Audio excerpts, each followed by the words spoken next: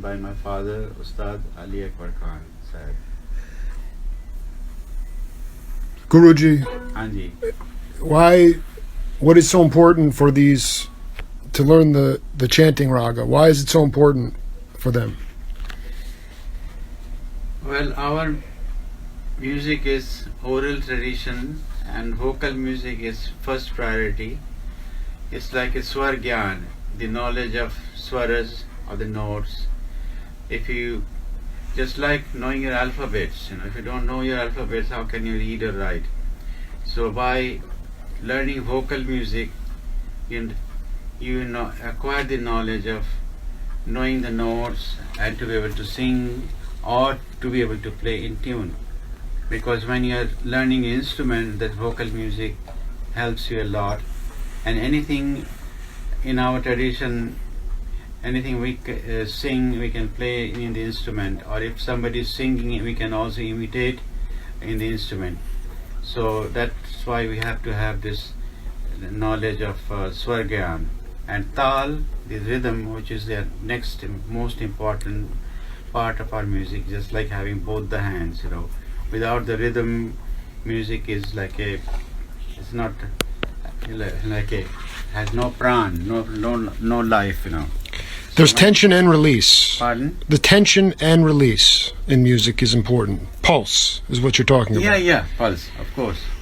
Because like this composition particularly was set to Teen Tal. Like we have over 300 different talas of different measures, like 4 beats, 5 beats, 6, 7, 8, 9, 10, 11, 12, 13, 14, 15, 16 goes up to 350 variations. And every composition can be in the same tal or different tal, like 7-beat cycle of Rupak or Jhap tal of 10 beats and Dhamar of 14 beats and like that, So, can you talk a little bit about how your grandfather taught you this? Was it the same? Were you in a circle, or was it just you in a room solo, or doing dishes, or what were you doing? Well, I was 5 when he had 5 years old. Right. He started with vocal music and with a little baby Sarode, and he used to mark down, because Sarode doesn't have any frets, so he used to make mark on the plate.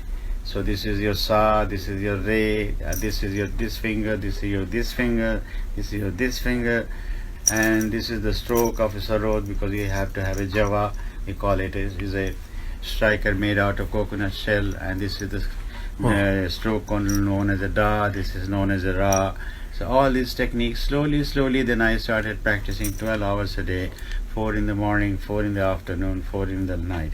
And I had a private tutor who used to come at 11 in the morning, and I had to do some, there was not a good school because it was a village town, Maihar, Madhya Pradesh.